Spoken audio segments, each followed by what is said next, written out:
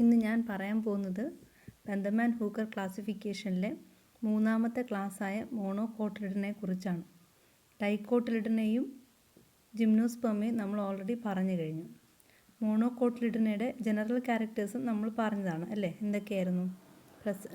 മോണോകോട്ടിലിഡൻസ് are characterized by presence of only one cotyledon in the seed, fibrous root system and parallel venation. ഇത് മൂന്നുമാണ് മോണോകോട്ടിലിഡനയുടെ diagnostic features.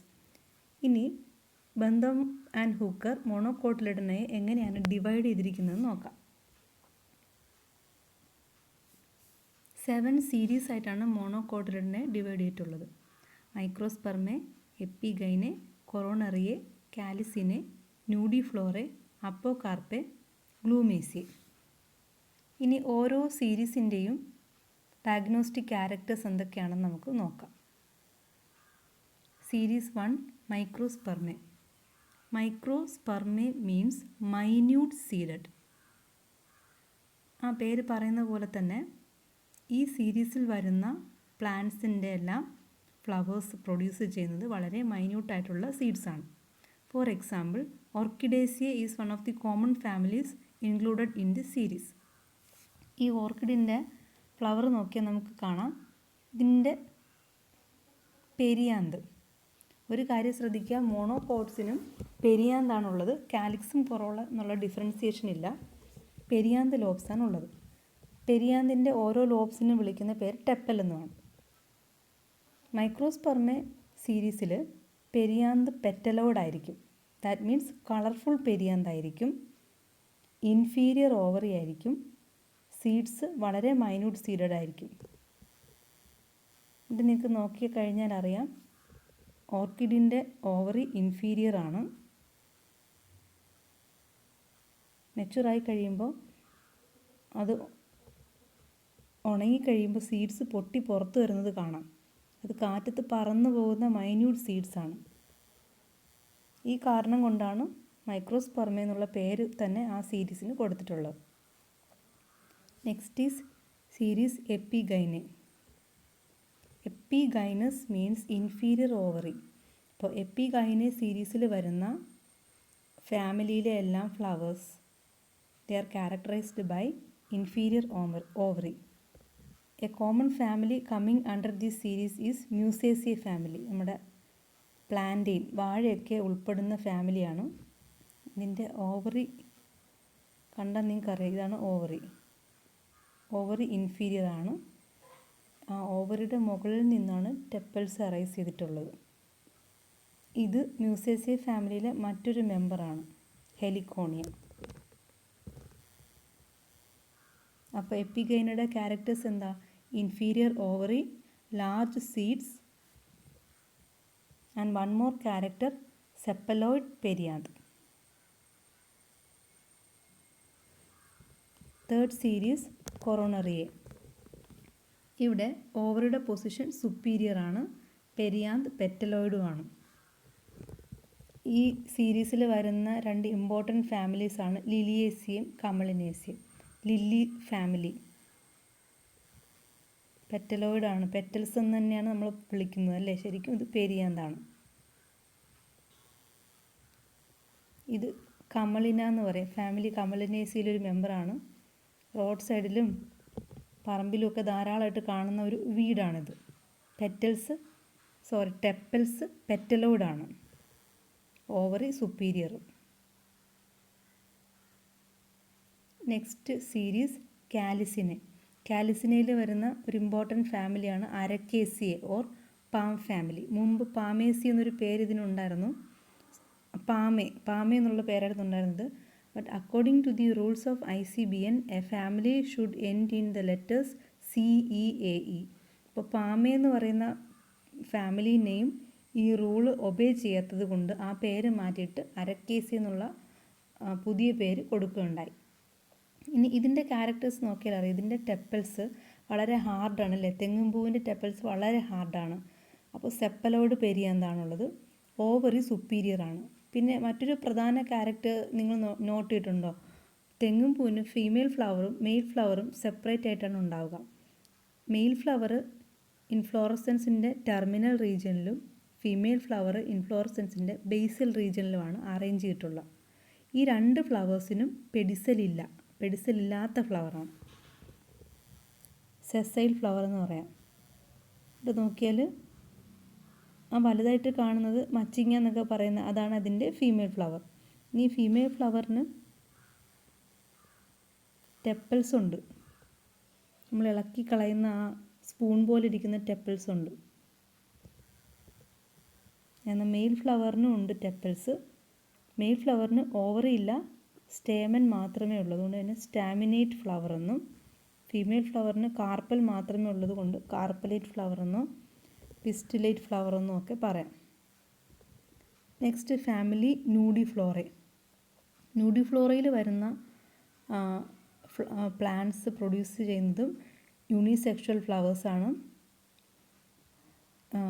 നേരത്തെ പറഞ്ഞ പോലെ തന്നെ female flower inflorescence ആക്സിസിൻ്റെ basal റീജിയണിലും മെയിൽ ഫ്ലവർ ടെർമിനൽ റീജിയനിലുമാണ് അറേഞ്ച് ചെയ്തിരിക്കുക. ഇവിടെ നേരത്തെ പറഞ്ഞ അരക്കേസിയ ഫാമിലിയിൽ നിന്നുള്ള മെയിൻ ഡിഫറൻസ് എന്താണെന്ന് പറഞ്ഞാൽ ഫ്ലവേഴ്സിന് ടെപ്പൽ തന്നെ ഇല്ല, പെരിയാന്തേ ഇല്ല ഫ്ലവേഴ്സിന്. They are characterized by mere gynoecium or androecium. ഇതിൽ രണ്ടിലേതെങ്കിലും ഉണ്ടാകും. ഗൈനീഷ്യമാണുള്ളതെങ്കിൽ ഫീമെയിൽ ഫ്ലവറും ആൻഡ്രീഷ്യമാണുള്ളതെങ്കിൽ മെയിൽ ഫ്ലവറും. ഇതിലെ കോമൺ ഫാമിലി അരക്കേസിയ ഫാമിലിയാണ്, ആന്തൂറിയം ഫാമിലി. ഈ ആന്തൂറിയം ഫ്ലവറിൻ്റെ നടുവിൽ കാണുന്ന തിരിയാണ് അതിൻ്റെ ഇൻഫ്ലോറസൻസ് ആക്സിസ്. അതിൽ കാണുന്ന ഓരോ ഡോട്ടും ഫ്ലവേഴ്സാണ്. ഫീമെയിൽ ഫ്ലവർ ബേസിലും മെയിൽ ഫ്ലവർ ടെർമിനൽ റീജിയനിലും. ഇതിനെ കവർ ചെയ്തിട്ടൊരു കളർഫുൾ ആയിട്ടുള്ളൊരു ഷീത്ത് കാണാം. ഇതിനെ സ്പെയ്ത്ത് എന്നാണ് വിളിക്കുക. നിങ്ങൾ മോർഫോളജിയിൽ ഡീറ്റെയിൽഡ് ആയിട്ടത് പഠിക്കുന്നുണ്ട്. ഇനി ഇതെന്താ? ഇത് ഫെർട്ടിലൈസേഷൻ കഴിഞ്ഞ ഫീമെയിൽ ഫ്ലവേഴ്സിൻ്റെ ഓവറി ഫ്രൂട്ടായിട്ട് മാറുന്നതാണ്. അതിൻ്റെ ഇടയ്ക്ക് ഫ്രൂട്ട് ഇല്ലാത്ത ചില റീജിയൻസ് കാണാം. അത് അബോർട്ടഡ് ഓവറിയാണ്, ഫെർട്ടിലൈസേഷൻ നടക്കാത്ത ഫീമെയിൽ ഫ്ലവേഴ്സ്.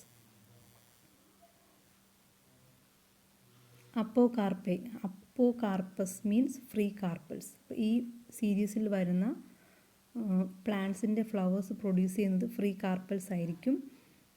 അക്വാട്ടിക് പ്ലാന്റ്സ് ആണ് വരുന്നത്. ഒരു ഇമ്പോർട്ടൻറ്റ് ഫാമിലി ആലിസ്മറ്റേസിയ.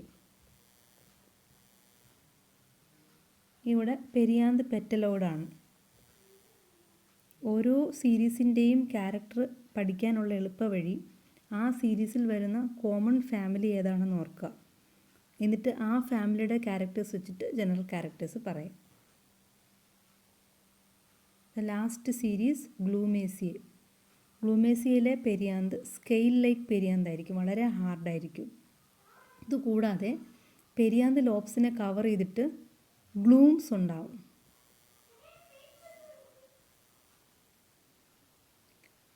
ഈ ലെമ്മ എന്ന് അടയാളപ്പെടുത്തിയിരിക്കുന്നതാണ് പെരിയാന്ത്. പെരിയാന്തിനെ കവർ ചെയ്തിട്ട് ഗ്ലൂം 1ഉം ഗ്ലൂം 2. പെരിയാന്ത് ലോബ്സിൻ്റെ അപ്പർ സൈഡിലായിട്ടായിരിക്കും സ്റ്റേമൻസ് അറേഞ്ച് ചെയ്തിട്ടുണ്ടാവുക. ഓവറിക്ക് സുപ്പീരിയർ പൊസിഷനാണുള്ളത്. Feathery stigma. സ്റ്റേമൻസ് വേഴ്സറ്റൈലാണ്. വേഴ്സറ്റൈൽ മീൻസ് വളരെ ഡെലിക്കേറ്റ് ആയിട്ടുള്ള സ്റ്റേമൻ.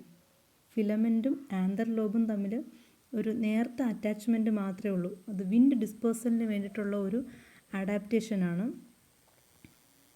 ഇതെന്തിൻ്റെ ഫ്ലവറാണെന്ന് മനസ്സിലായി കാണുമല്ലോ അല്ലേ? റൈസിൻ്റെ ഒറൈസ സറ്റൈവയുടെ ഇൻഫ്ലോറസൻസ് ആണ്. ഇത് ഒറൈസ സറ്റൈവയുടെ ഫ്ലവർ. ഈ ഗ്ലൂം 1 ഗ്ലൂം 2 എന്ന് ലേബൽ ചെയ്തിരിക്കുന്നതാണ് നെല്ലായി മാറിക്കഴിയുമ്പോൾ ആ നെല്ലിനെ കവർ ചെയ്ത് കാണുന്ന ഊമി, രണ്ട് ഹാർഡായിട്ടുള്ള കവറിങ്സ്, ഇതാണ് ഗ്ലൂംസ്. ഇനി ബെന്തമാൻ ഹൂക്കർ ക്ലാസിഫിക്കേഷൻ്റെ മെറിറ്റ്സും ഡീമെറിറ്റ്സും എന്തൊക്കെയാണെന്ന് നോക്കാം. ബെന്തമാൻ ഹൂക്കർ സിസ്റ്റം ഓഫ് ക്ലാസിഫിക്കേഷൻ ഒരു നാച്ചുറൽ സിസ്റ്റമാണ് അല്ലേ? അപ്പോൾ അത് മോർഫോളജിക്കലി ഒബ്സർവബിൾ ആയിട്ടുള്ള ക്യാരക്ടേഴ്സിനെ ബേസ് ചെയ്താണ് ഈ ക്ലാസിഫിക്കേഷൻ നടത്തിയിട്ടുള്ളത്.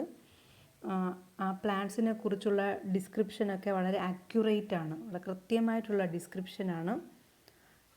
അത് നോക്കി ഫോളോ ചെയ്തൊരു പ്ലാന്റിനെ ഐഡൻറ്റിഫൈ ചെയ്യാൻ വളരെ ഈസിയാണ്.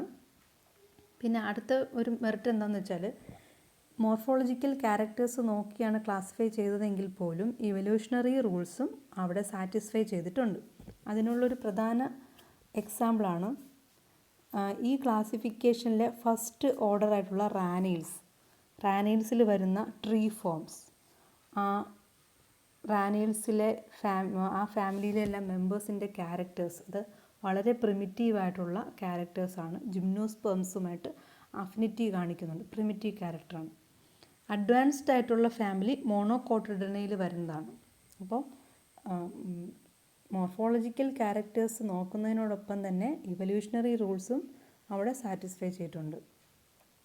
ഇനി ഡീമെറിറ്റ്സ് എന്താണെന്ന് നോക്കാം. പ്രധാനപ്പെട്ട ഒരു ഡീമെറിറ്റ് പറയുകയാണെങ്കിൽ ഡൈക്കോട്ടിലിഡനെ, മോണോകോട്ടിലിഡനെ എന്നിങ്ങനെ 2 സബ് ക്ലാസിൻ്റെ നടുവിലായിട്ട് ജിംനോസ്പേംസിനെ പ്ലേസ് ചെയ്തു. ഡൈക്കോട്ടിലിഡനെ ഫ്ലവറിംഗ് പ്ലാന്റ്സ് ആണ്, മോണോകോട്ട്സും ഫ്ലവറിംഗ് പ്ലാന്റ്സ് ആണ്. എന്നാൽ gymnosperms flowerless or cone producing plants ആണ്. ജിംനോസ്പേംസിനെ രണ്ടിൻ്റെയും നടുവിൽ പ്ലേസ് ചെയ്തത് ഒരു ഡീമെറിറ്റാണ്. ഇനി മറ്റൊരു പ്രധാനപ്പെട്ട ഡീമെറിറ്റ് എന്താണെന്ന് പറഞ്ഞാൽ നമ്മളിപ്പോൾ പറഞ്ഞ മോണോകോട്ടിൻ്റെ 7 സീരീസ്, അതിൽ ആദ്യത്തെ സീരീസ് മൈക്രോസ്പെർമ ആയിരുന്നു അല്ലേ, ഓർക്കിഡിൻ്റെ ഫാമിലി.